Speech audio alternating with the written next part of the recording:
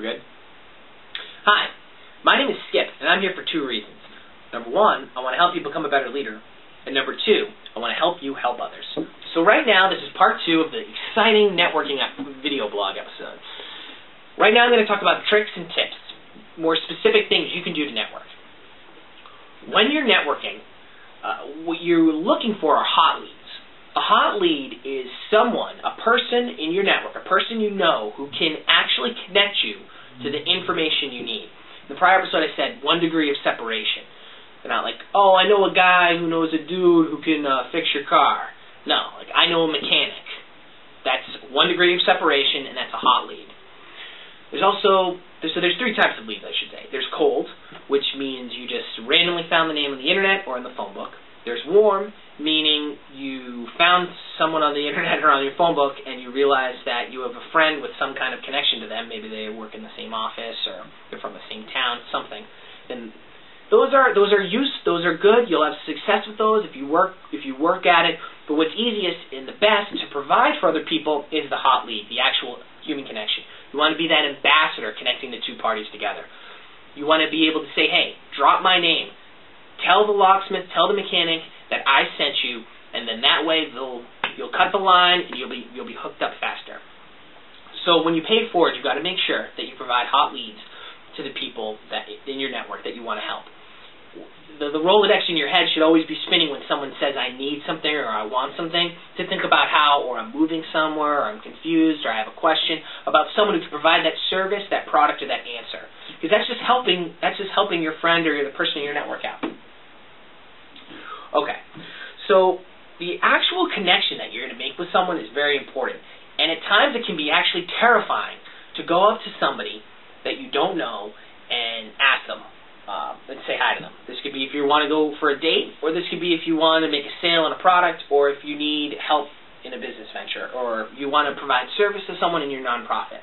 Whatever the case may be, going up to someone cold is very difficult. So I recommend going and finding an ambassador. Now, it could be your friend saying, oh, I know a locksmith, I can connect you, but it can also be through groups.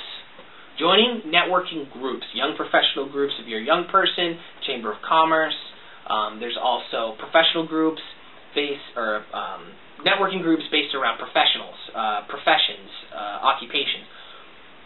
Go to these groups and get introduced to people who are in your industry, introduced to people that are like-minded, that are interested in the same kind of work, in the same work.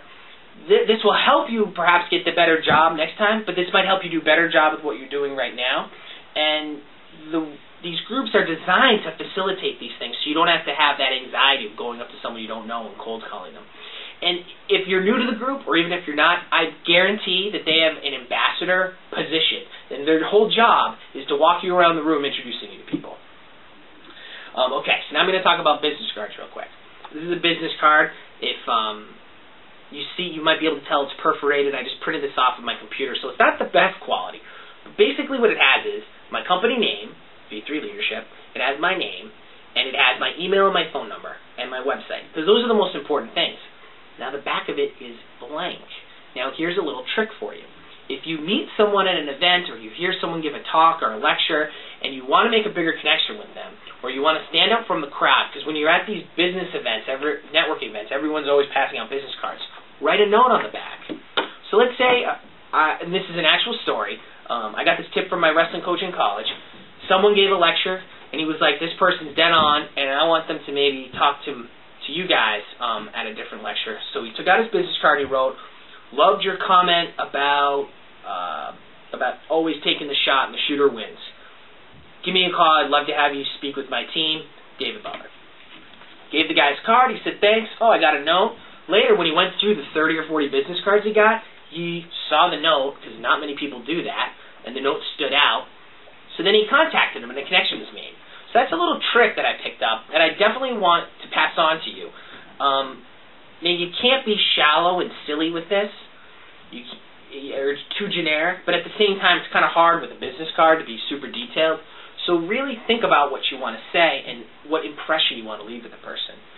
Always offer to buy them something. Breakfast, coffee. People like that. People will accept that offer. So, I just have a little bit of time left, so I'm going to discuss the Internet. The Internet is amazing because it's basically jacked up all of your efforts at networking. And it's made it possible to connect and work with people around the globe instantly. This is amazing. But nothing beats the human-to-human interaction. And so the next best thing is not just having a million Facebook friends, but having Facebook friends or Twitter followers or whatever it is that you make connections with beyond the friend me, beyond the connect with me, the link with me. You need to go and actually interact with them. So, and in many ways, that is almost like a business card in and of itself, having who you're networked to and how you interact with them. And so that's my advice on networking. I obviously have tons of thoughts on this and could talk about this a lot more. That's why I broke it up into 2 episodes. And, well, my name is Skip, and thanks for listening. Have a great day.